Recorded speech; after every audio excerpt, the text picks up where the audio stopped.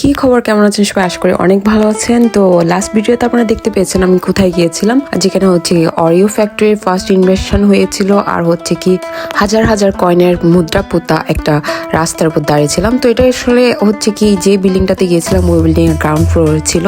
আর এর লাস্ট ভিডিওতে বলেছিলাম আপনাদেরকে আরো একটা ইন্টারেস্টিং জায়গায় নিয়ে যাব। তো আমরা অলরেডি সেই মল থেকে বেরিয়ে গিয়েছি, আর বেরিয়ে অপোজিটে হচ্ছে আমাদের সেই বিশাল ফেভারিট ডেস্টিনেশন। এত ঘোরাঘুরি কেন সেটা হয়তো অনেকের মাথায় আসতে পারে, হঠাৎ করে এত এত জায়গায় আমরা কেন যাচ্ছি। তো মূলত হচ্ছে কি আমি এখানে ইউএসএ তে এসেছি 1 বছরের বেশি হয়ে গেছে।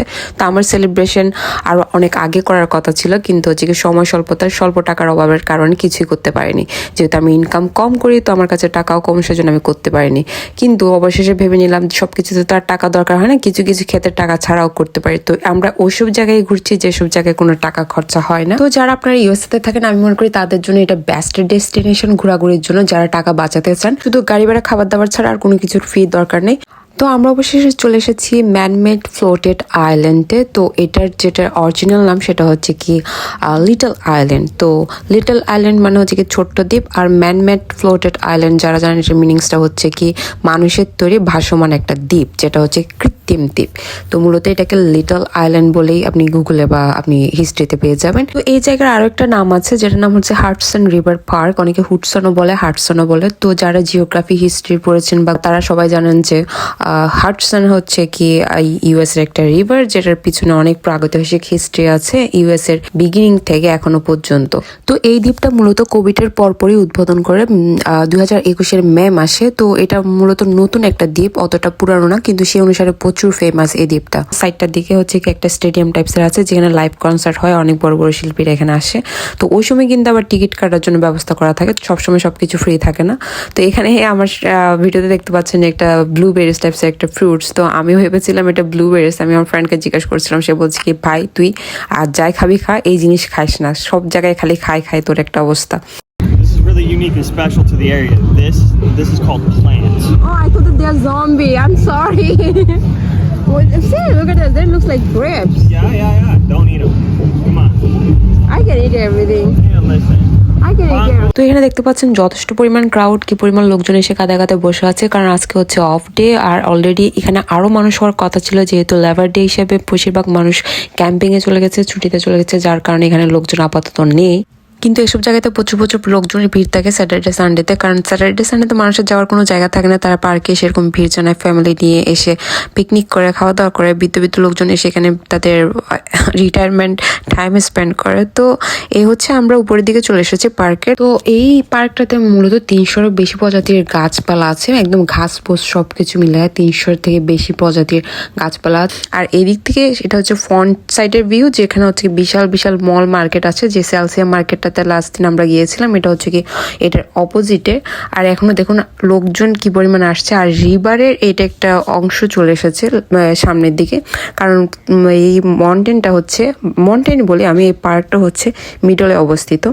তো এখানে আমার পেছনে দেখছেন একটা সার্কেল টাইপসের ঘুরছে, জিওমেট্রিক্যাল ডিজাইনের শেপ। এইটা বিভিন্ন কোনায় কোনায় পার্কে আছে, আরো 3-4টা দেখেছি। তো এই সার্কেলটাকে একবার ঘুরিয়ে দিলে সারাদিন ঘুরতে থাকে, কিন্তু এটার দিকে যদি আপনি বেশ কিছুক্ষণের জন্য তাকিয়ে থাকেন আপনার লিটারালি মাথা ঘুরবে, টু বি অনেস্ট। তো এখানে বেশিরভাগ মানুষরা আসছে, সাথে সাথে আবার বেরিয়ে যাচ্ছে, একটু ঘোরাঘুরি করে বেরিয়ে যাচ্ছে। আর তাহলে বুঝুন এতটুকুতে এই পরিমাণ মানুষ, আর মানুষটা যদি বসে থাকতো গাদা মেরে তাহলে কি পরিমাণ মানুষ হতো। তো বেশিরভাগ মানুষ বেরিয়ে যাওয়ার রিজনটা হচ্ছে কি এখানে অনেক ঠান্ডা আজকে। তো এখন আমরা চলে এসেছি পার্শ্ববর্তী বিল্ডিং এ। এই বিল্ডিংটার নাম হচ্ছে পিয়ার 57। তো যেটা আইল্যান্ড ছিল, আইল্যান্ডের নাম্বার ছিল পিয়ার 55। তো এখন বলতে পারেন যে 55, 57 এগুলা কি। তো এখানে ইউএসএতে একটা জিনিস হচ্ছে কি দোকানের যেরকম নাম থাকে, নামের সাথে সাথে দোকানের আবার স্টোর নাম্বার থাকে। এখানে প্রত্যেকটা অ্যাড্রেস, প্রত্যেকটা জায়গার নামের সাথে সাথে একটা ইউনিক নাম্বার থাকে, যেটা আপনি গুগলে সার্চ করলে সাথে সাথে চলে আসবে। তো আমরা এখন দাঁড়িয়ে আছি পিয়ার 57-এ। এটা হচ্ছে কি একটা ছোট একটা মল বলা যেতে পারে না, বাট এটাতে হচ্ছে কি আপনি খাওয়া দাওয়া পার্টি সবকিছু করতে পারেন। তো এটা হচ্ছে ভিতরে হচ্ছে গুগলেরও ব্রাঞ্চ আছে, আরো কিছু ব্র্যান্ডেরও ব্রাঞ্চ আছে, আর হচ্ছে কি বিভিন্ন ধরনের কান্ট্রিজ ফুড আছে, বার আছে, অ্যালকোহল আছে, সবকিছু আছে গ্রাউন্ড ফ্লোরে। দেন আপনি চাইলে পার্টি, বার্থডে পার্টি, ওয়েডিং, আরো অনেক কিছু বড় বড় ফাংশন এখানে সেলিব্রেট করতে পারেন। এখানে মূলত মানুষ আসা হচ্ছে কি ভিউ এনজয় করার জন্য, চিল করার জন্য। ছাদে এসে আপনি খাবার দাবার নিয়ে ছাদে এসেও খেতে পারেন, আবার নিচে বসেও খেতে পারেন। তো মূলত হচ্ছে সেলফ সার্ভিস, এখানে কেউ আপনাকে সার্ভ করবে না। ছাদের উপরে যদি আপনি খেতে চান নিজের মানে হাতে করে নিয়ে আসবেন, আবার নিজে সবকিছু ট্র্যাশ করবেন। তো যাই হোক, এখন আমি চলে এসেছি টপে, ছাদের উপরে। এত এত সুন্দর ফুল দিয়ে সাজিয়েছিল, আপনাদেরকে কি বলবো। আমি তো আমাদের দেশের যে জবা ফুল আছে ওরা দেখতে পেয়েছি, এটা দেখে তো আরো বেশি আবেগিত হয়ে গেছি। তো আমরা এসেছি এখন এই বিল্ডিং এর ব্যাক সাইডে হচ্ছে একদম রিভারের সাথে অ্যাটাচ করা, আর এখানে অনেক বড় বড় শিপ, জাহাজ, অনেক কিছু আছে। তো আবার এই বিল্ডিং এর পাশে হচ্ছে পোর্টে আপনি চাইলে এভাবে ক্রুজগুলো ভাড়া করতে পারেন। ভাড়া তো মানে ভাড়ার কথা তো চিন্তা করা যায় না, মানে আপনি চাইলে এগুলোতে ট্রিপ নিতে পারেন, ট্রাভেল করতে পারেন এগুলোতে। তো এক একটা মনে হয় 150-200 এরকম ডলার পড়ে যেতে পারে এক একটা ট্রিপে। তো আমার সামনে এখানে দেখতে পাচ্ছেন অনেক ক্রুজ আছে, যেগুলো হচ্ছে কি এখানে মানুষ পার্টি করছে। ক্রুজ মানে বড় বড় জাহাজের মতো, শিপ টাইপসের। এখানে মানুষ পার্টি করছে। আর আমার অপোজিট এখানে দেখা যাচ্ছে ম্যানহাটন, এটা হচ্ছে লং আইল্যান্ড, আর এর পাশে ছিল ম্যানহাটন। তো এখানে দেখেন মানুষ ছাদে এসে বসে খাবার দাবার খাচ্ছে, এনজয় করছে, চিল করছে। তো মূলত মানুষ এখানে ছাদের উপরে এসে এগুলাই করে। তো এখানে ফ্রি অফ কস্ট। তো নিচে যে দোকানপাতি আছে ওগুলা থেকে খাবার দাবার নিয়ে মানুষ এখানে লিফটে করে উপরে চলে আসে। আর এখানে অনেক ফ্যামিলি বাচ্চা কাচ্চা গ্যাদারিং করছে। তো এখানে আসতে কোনো টাকা লাগে না। তো এটাই হচ্ছে ওদের মেন বিজনেস। কিন্তু এটা যদি কেউ রেন্টে নেয়, দেন হচ্ছে কি উপরে যদি কোনো প্রোগ্রাম বা পার্টি হয় তখন কিন্তু আবার এটা রুফটপ অফ থাকে, তখন কিন্তু মানুষ আবার আলো হয় না। তো আমার এখানে অপোজিটে দেখা যাচ্ছে গলফ ক্লাব, যেখানে হচ্ছে কি আপনি গলফ খেলতে পারবেন। আর এখানে যে বন্দরটাও দেখা যাচ্ছে। তো আমরা ঘোরাঘুরি শেষ করে খাবার দাবার ওখান থেকে কিছু খাইনি, কারণ আমাদের পছন্দ মতো কোনো খাবার পাচ্ছিলাম না। তো আমরা অন্য একটা রেস্টুরেন্টে চলে এসেছি, এখানে একটু জুস খাচ্ছি আর খেলছি চেস। এরপর চলে যাবো সোজা বাসায়। আমার এই জায়গায় একটু মনটা খারাপ হয়ে গেছে, কারণ এই চেসটা মানে দাবা খেলাটায় মোটামুটি আমি অলমোস্ট জিতার একটা পজিশনে ছিলাম, কিন্তু হুট করে একটা ভুল চালের কারণে মানে তছনছ হয়ে গেছে। তো সবসময় একটা ভুল স্টেপে আপনার জীবনকে নষ্ট করে দেওয়ার জন্য এনাফ। তো যাই হোক, আমরা বাসার সামনে এসে দেখি এখানে একটা মার্ডার হয়ে গেছে আমার বাসার একদম কর্নারে। এখানে অনেক পুলিশের ভিড়। তো গাড়ি থেকে বের হয়ে একটা পাকিস্তানি লোক দুজন দাঁড়িয়েছিল, তাদেরকে জিজ্ঞেস করেছিলাম কি ভাইয়া কি হয়েছিল, দেন বলে কি গান শট।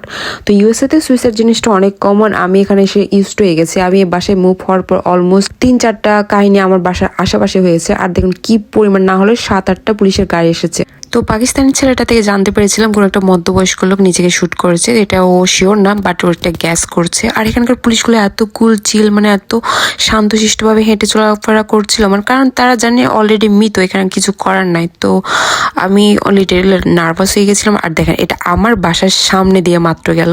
তো এখানে কিছু থেকে কিছু হলে পুলিশের গাড়ি এসে উল্টায় ফেলে। আর এখানে অলমোস্ট 10-15টা গাড়ি চলে এসেছে, এত পরিমাণ পুলিশের গাড়ি চলে এসেছে কিছু স্বল্প থেকে স্বল্প প্রবলেম হলে, কিন্তু আমার মনে হয় না কাজের কাজ তেমন কিছু একটা হয়, উল্টা কতগুলো ঝামেলা ছাড়া। That's your takeaway? Someone gets shot and she smells fish. আমরা বাসার কাছাকাছি এসে পার্ক করেছিলাম, অ্যান্ড দেখি ওখানে অনেক পুলিশ। তারপর হচ্ছে কি এখনও পুলিশের গাড়ি যাচ্ছে। তো শুনলাম যে কেউ নিজেকে নিজে শ্যুট করেছে। মাই গড, আমি এখনও বিলিভ করতে পারছি না। জাস্ট 10 মিটার আমার রুম থেকে। সি ইউ গাইস, ভালো থাকবেন। আমি লিটলি নার্ভাস রাইট নাও। আমি ইমাজিন করতে পারছি না এখানে কি যে হয়ে যায়।